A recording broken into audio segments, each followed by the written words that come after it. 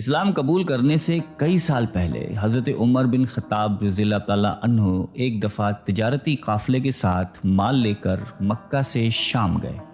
قافلے میں قریش کے کئی اور بڑے سردار بھی شامل تھے۔ یہ قافلہ شام کے سب سے بڑے شہر دمشق گیا اور وہاں اپنا مال بیچ کر مکہ واپس روانہ ہوا۔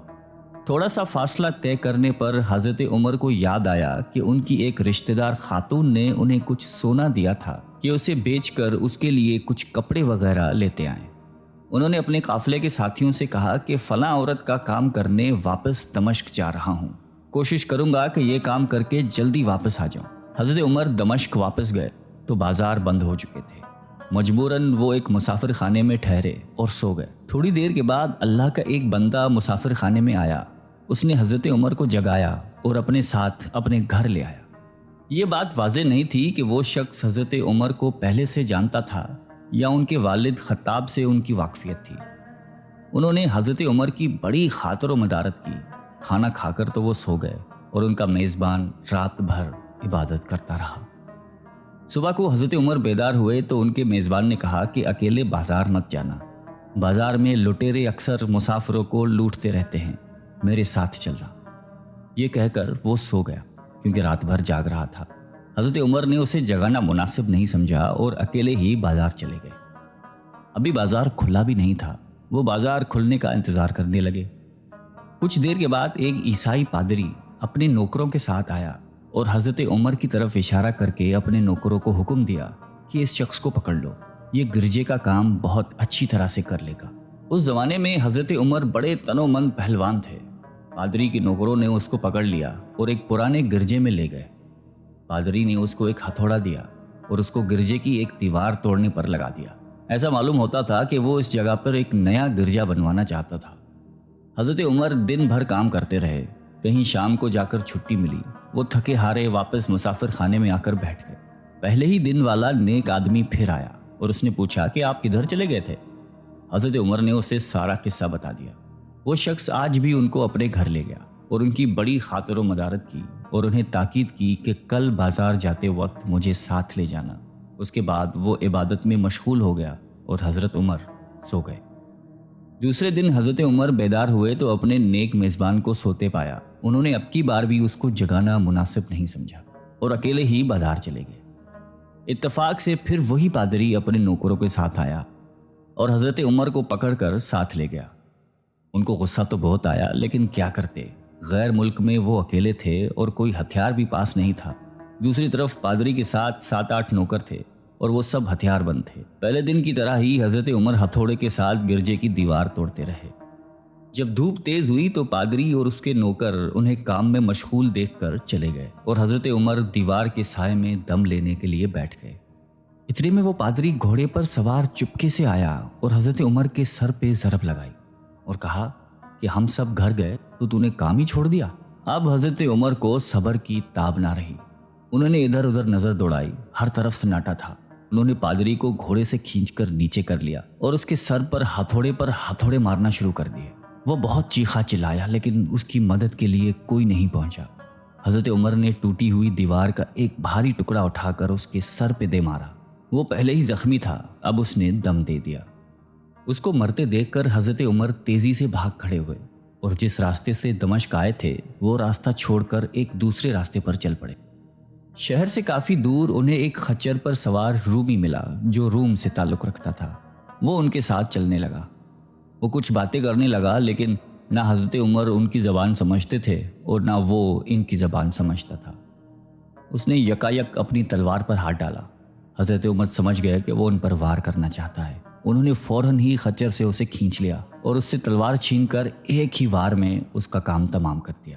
پھر آپ خچر پہ سوار ہو کر آگے چلے۔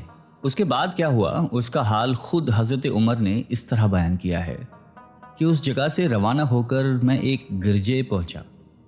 یہاں عیسائیوں کی ایک جماعت رہتی تھی۔ میں گرجے کے اندر داخل ہوا تو گرجے میں رہنے والے سب لوگ میرے ارد گرد جمع ہو گئے اور مجھ سے میرے حالات کے بارے میں پوچھنے لگے۔ پھر وہ اپنے پادری کے پاس مجھے لے گئے۔ پادری مجھے نہایت غور سے دیکھنے لگا اور اس کے بعد کہنے لگا کہ ایسا معلوم ہوتا ہے کہ تمہیں کسی چیز کا خوف ہے۔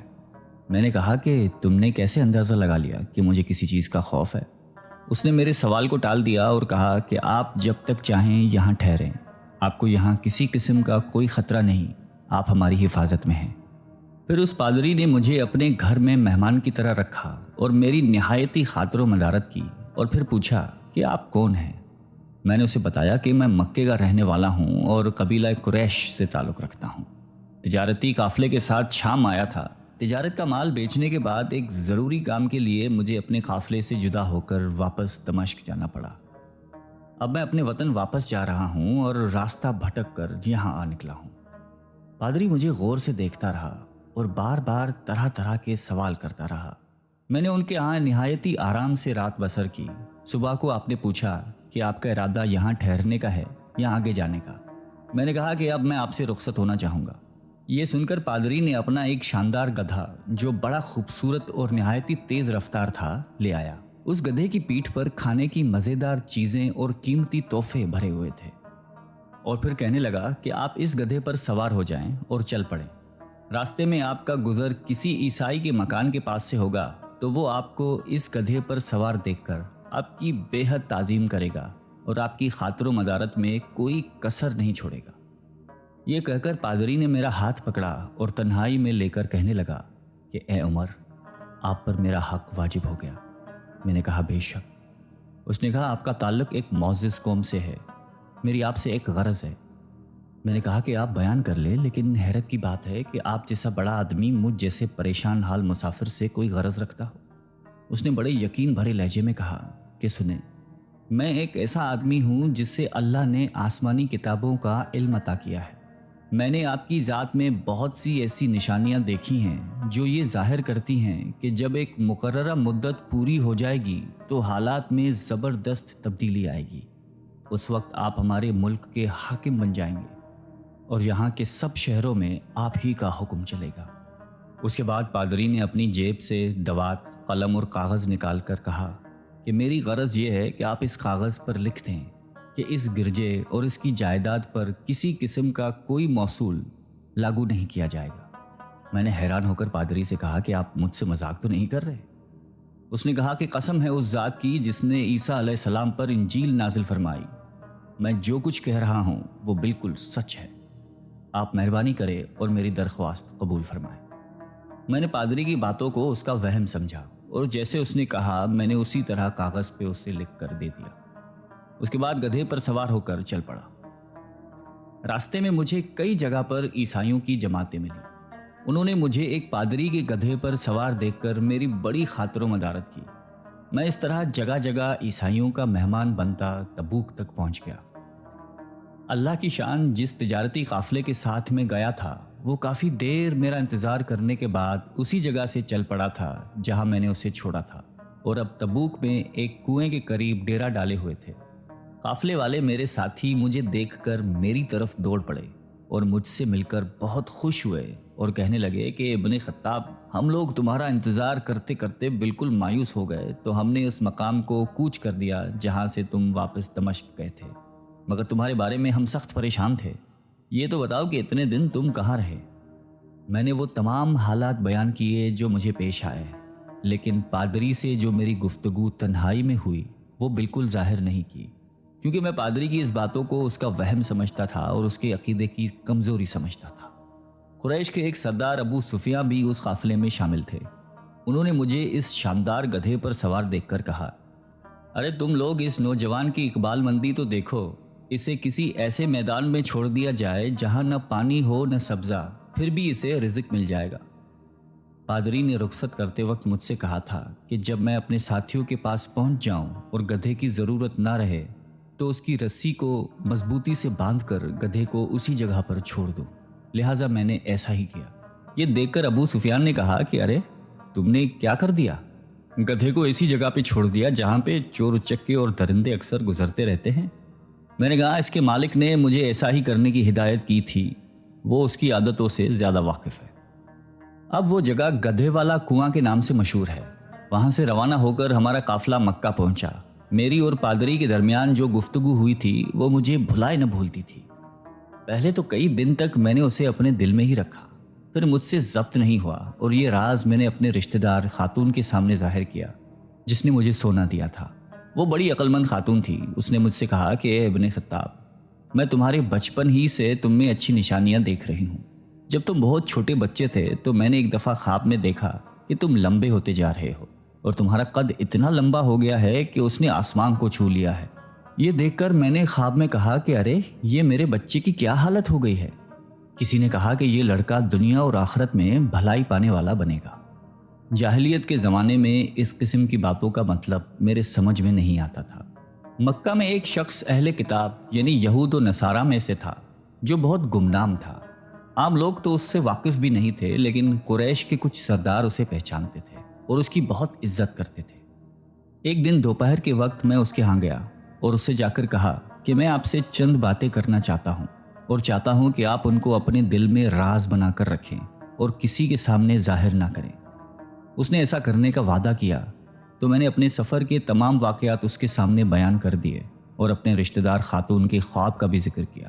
جب میں اپنی گفتگو ختم کر چکا تو اس نے کہا کہ ابن خطاب، جس کو تم نے موصول کی معافی کا وعدہ لکھ کر دیا ہے وہ اس زمانے میں عیسائیوں کا سب سے بڑا عالم ہے.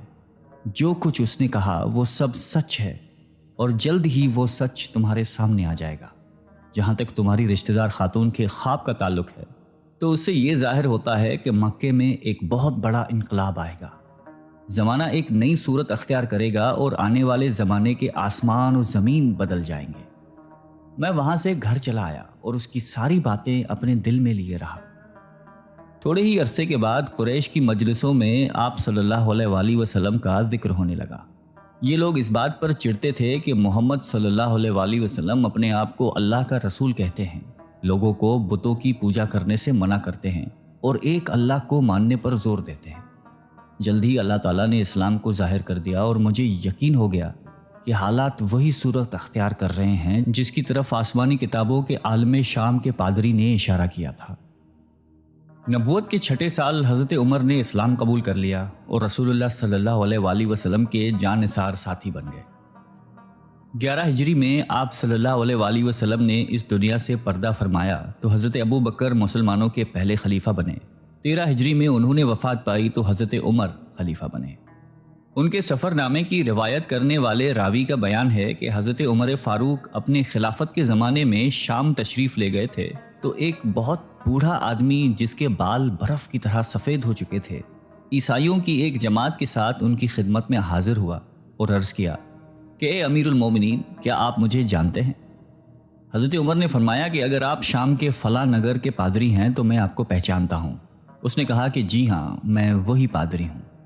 حضرت عمر فاروق رضی اللہ تعالیٰ عنہ نے فرمایا کہ میں نے آپ سے لکھ کر جو عہد کیا تھا وہ آج بھی قائم ہے. اللہ تعالیٰ نے اپنے رسول صلی اللہ علیہ وآلہ وسلم کے ذریعے ہمیں عزت بخشی. انہوں نے ہمیں اللہ تعالیٰ کی پسندیدہ دین اسلام کی طرف دعوت دی اور ہم نے یہ قبول کی. آپ ہی نے مجھے ان باتوں سے آگاہ کیا تھا. اب آپ کو کون سی چیز اسلام سے قبول کرنے سے روکتی ہے؟ بوڑھے پادری نے حضرت عمر کی باتیں سن کر اسی وقت اپنے ساتھیوں سمیت کلمہ پڑھ کر اسلام کی دولت حاصل کر لی. اللہ تعالیٰ ہم سب کو قلب سلیم عطا فرمائے اور قرآن اور حدیث پہ چلنے کی توفیق عطا فرمائے. آمین.